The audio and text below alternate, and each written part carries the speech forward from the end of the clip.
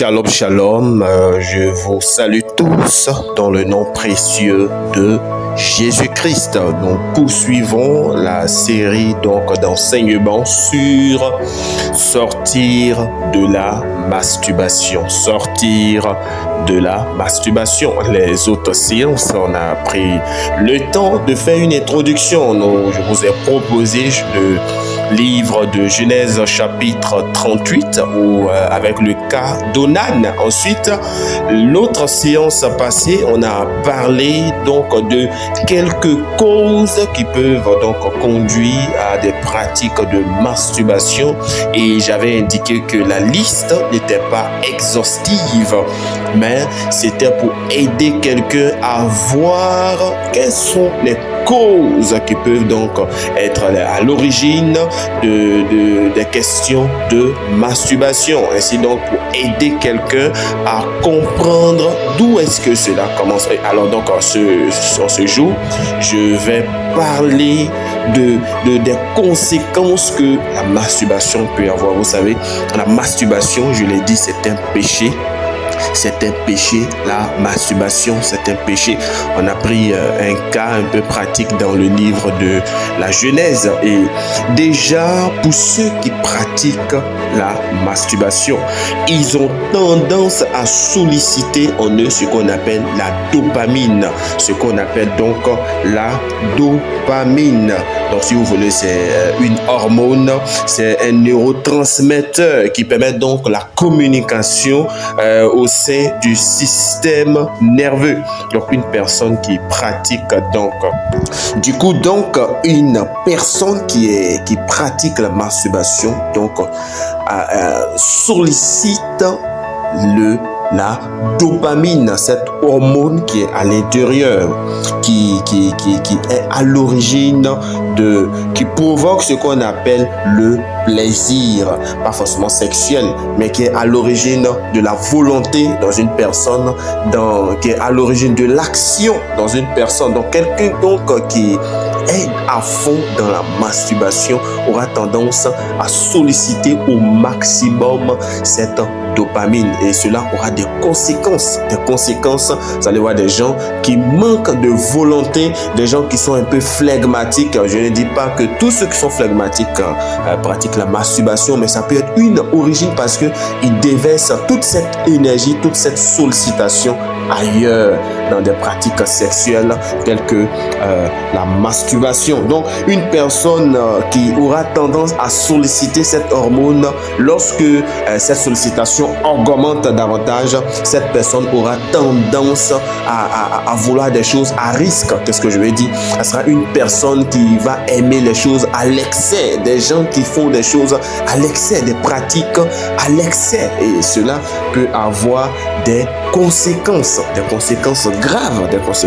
Vous allez voir que les gens, l'une des conséquences de la masturbation, vous allez voir des personnes qui sont dans une culpabilité et en train de se poser la question, mais pourquoi est-ce que j'ai fait? Pourquoi est-ce que j'ai posé telle ou telle action?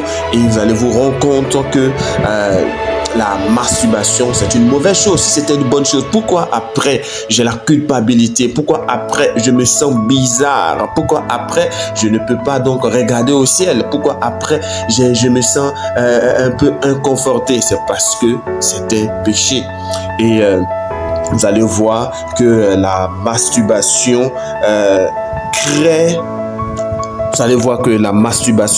crée des comportements bizarres chez certaines personnes. Vous avez des gens qui vont finir par développer des formes de dépendance.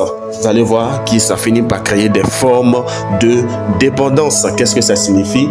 C'est des personnes qui, quand il y a des situations difficiles, ils auront tendance à fuir les réalités et donc à se rabattre sur la masturbation. Vous allez voir des gens, quand il y a des situations, quand il y a des problèmes, ils cherchent un lieu où évacuer, un lieu où extérioriser, et ils finissent par pratiquer la masturbation. Une personne qui sollicite son sexe dans la masturbation, vous allez voir que c'est une personne qui pourra avoir des problèmes dans son mariage parce que tu sollicites ton sexe avec ta main. Donc c'est une personne qui a commis déjà l'adultère avec sa main.